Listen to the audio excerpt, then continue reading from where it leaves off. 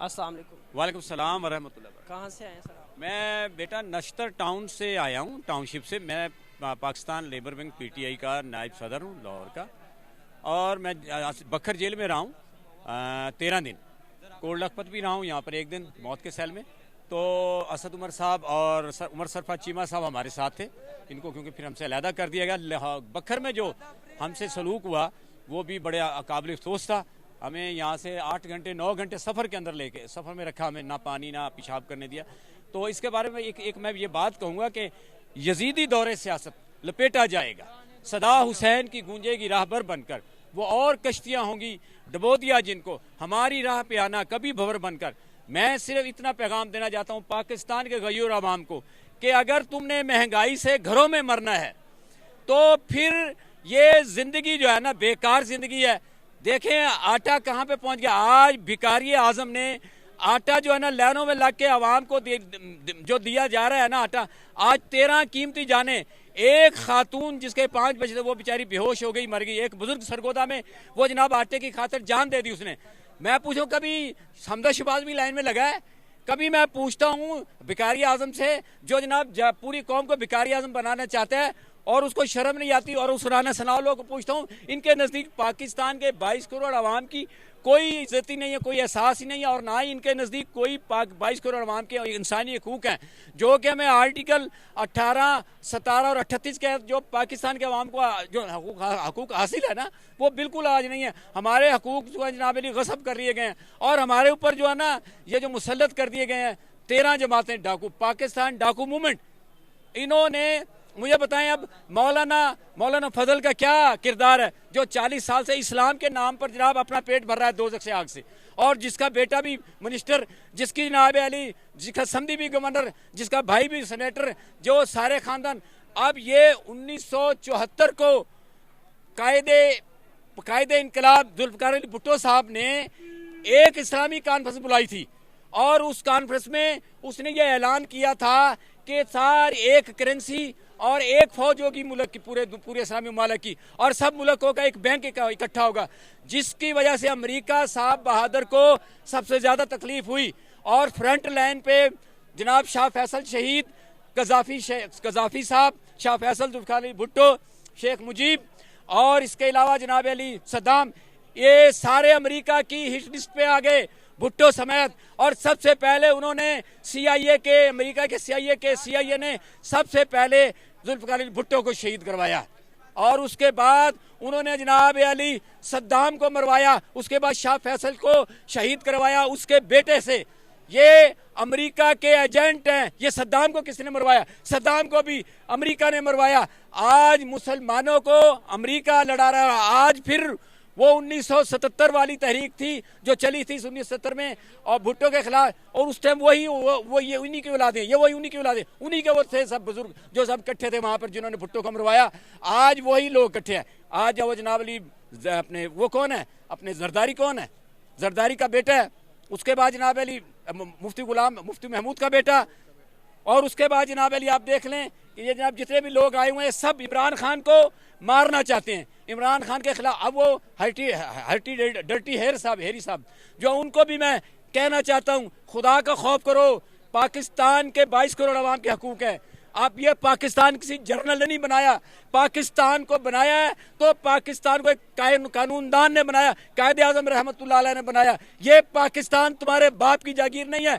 आपके बूटों से लेके आपके सिर की टोपी तक हमारे टैक्सों से आपको तनख्वाहें मिलती हैं, और एक तरफ गरीब का बच्चा भूखा मर रहा है, और एक अरबपति जर्नल अरबपति हो गया। एक अरबपति जर्नल और एक अरबपति जनाब अली क्या कहते हैं सियासतदान जो अमेरिका और यूके में जिनके बच्चे पढ़ते हैं। मुझे बताओ नवाज शरीफ 3 दफा जनाब अली का, क्या नवाज शरीफ पे कोई कानून लागू नहीं होता? नवाज शरीफ ने गालियां नहीं दी फौज को, नवाज शरीफ ने जनरल फैज को और उसको जनाब गालियां नहीं दी?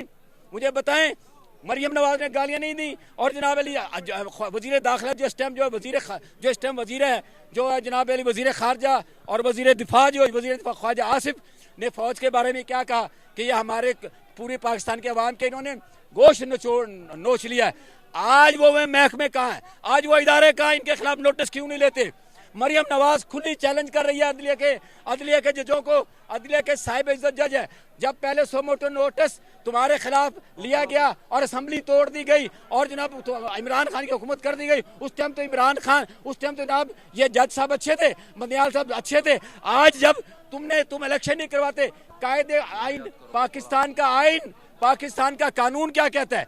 पाकिस्तान का आइन कहता है कि 90 दिनों के बाद असेंबलियां तोड़ने के बाद इलेक्शन कराए जाएं। आप जनाब ना सदर पाकिस्तान की बात को माना जाए, ना सुप्रीम कोर्ट की बात को माना जाए, तो इनके ऊपर हाल टिकट 6 लगती है।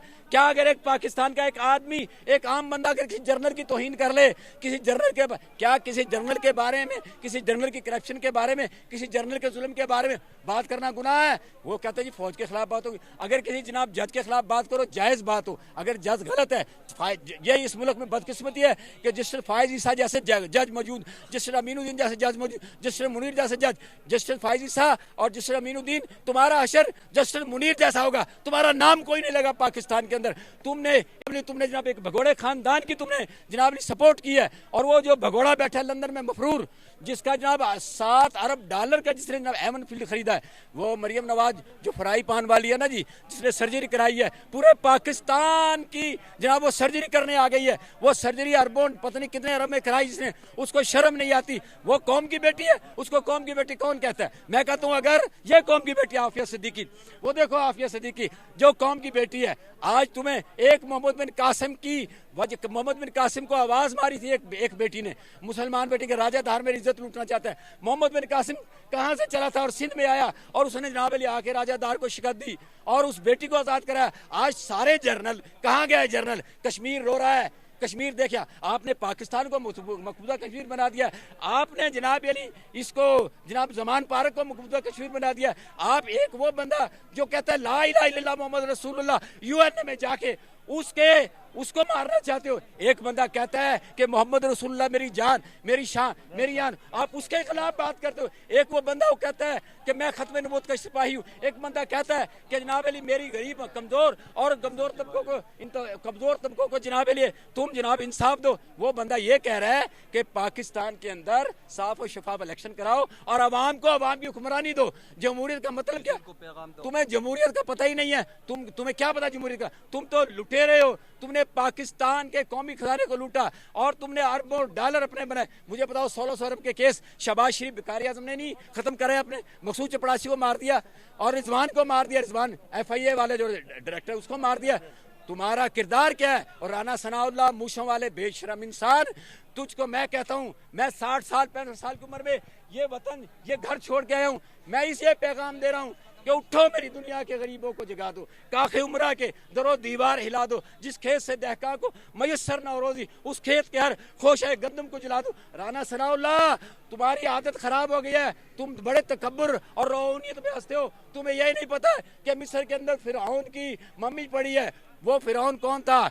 वो फिरौन था जिसने जनाब खुदाई का दावा किया था और जुल्म शुरू कर दिया था। तुम उस फिरौन की मम्मी से सबक सीखो। भिखारी आजम, तुम भी सबक सीखो। और वो जो जनाब कद्दू शरीफ लंदन में बैठा ना, कद्दू शरीफ, उसको भी मैं कहता हूँ कि पाकिस्तान के अवाम की जान छोड़ दो। तुम 3 दफा वजीर आजम बने हो, कौन सी दूध की नहरें बांधी तुमने जनाब? हर जनरल से तुम्हारी लड़ाई, तुमने फौज से लड़े, तुमने अदलिया पर 1997 को अदलिया पर तुमने हमला कराया। तुम्हें शर्म आनी चाहिए, डूब मरो। तुम वजीर आजम बनने के काबिल नहीं हो। अल्लाह की लाठी बड़ी बेआवाज है। ये जिले शाह का जो शहीद किया है तुमने, जिले शाह को, अरशद शरीफ को तुमने शहीद किया है। डर्टी हेयर भी सुन ले, एक वो वक्त आएगा कि इंशाअल्लाह ताला अल्लाह की लाठी तुम पे चलने वाली है। अल्लाह की तदबीर है, एक तुम्हारी साजिश है, एक तुम्हारी बेगैरती, एक तरफ अल्लाह की तदबीर है, एक तरफ अल्लाह की लाठी है। आज तुमने आइन के आर्टिकल की जनाब खिलाफ वर्जी की है। 191 आर्टिकल के तहत सुप्रीम कोर्ट के मौजूद जजों को ये अख्तियार हासिल है। उनका अख्तियार है कि वो सोमो नोटिस ले। चीफ जस्टिस को अख्तियार है कि वो सोमो नोटिस ले। जब तुम्हारे खिलाफ तुम्हारी हमायत में लिया तो अदलिया जिंदाबाद। जब जनाब आज तुमको वो कह रहे हैं कि इलेक्शन कराओ 30 अप्रैल को, तो तुम कह रहे हो अदलिया मुर्दाबाद, क्योंकि तुम्हें इलेक्शन तुम्हारी मौत नजर आ रही है। पाकिस्तान का गरीब बंदा आज मर चुका है। मैं पाकिस्तान के गरीबों को, मैं इनको कहता हूँ, इन हुक्मरानों को, एक वजीर 78 वजीर हैं, 88 वजीर हैं, एक वजीर और बना दे कि वो जो है ना जनाब अली वजीर खुदकशी उसका नाम रख दे, ताकि ये जो गरीब मरे ना भूख से, उसको कम से कम उसको हुकूमत अपने खर्चे पे दफना दे। आटे के अंदर कितने लोग मर गए आटे की वजह से, देखे लाइनों में आटे के अंदर कितने लोग मर गए, खुदकशियां करके कितने लोग मर गए। हज़रत उमर रज़ी अल्लाह ताला अन्हु दरिया के किनारे फरमाते थे कि अगर एक कुत्ता भी भूखा मर गया तो या अल्लाह मैं तुझे क्या जवाब दूंगा। हज़रत उमर को जब शहद की जरूरत हुई, बीमार हुए तो शहद की जरूरत हुई, तो आपने पूरी काबीना के बैतुल माल को बुला के कहा कि मुझे शहद की जरूरत है। तो उन्होंने, ये थे हुक्मरान, और वो हज़रत उमर रज़ी अल्लाह ताला अन्हु कि जिन्होंने जनाब अली खुतबा जुमातुल विदा देते हुए एक आम बंदे ने पूछा कि ये यमनी चादर जो है ये आपको कैसे पूरी आ गई है। उन्होंने कहा मेरा बेटा अब्दुल्ला बिन उमर जवाब देगा। तो अब्दुल्ला बिन उमर खड़े होकर कहा कि मेरे अब्बा जी का कद लंबा था, मैंने अपने हिस्से की यमनी चादर उनको दे दी, इसलिए ये था, ये थी जमहूरियत। तो तुम जैसे चोर डाकू, तुम्हारा बाप तुम्हारा जनाब बेटा डाकू, तुम्हारी बेटी डाकू, तुम्हारा खानदान डाकू, तुम्हारा टब्बर सारा डाकू, खुदा की लाठी से डरो। ये अवाम का तुमने हक खाया है, अवाम तुम्हें अब इंशाल्लाह जीने नहीं देंगे जब तक इलेक्शन नहीं होंगे। मैं कह रहा हूँ कि मैं तुम्हें ये कह रहा हूँ,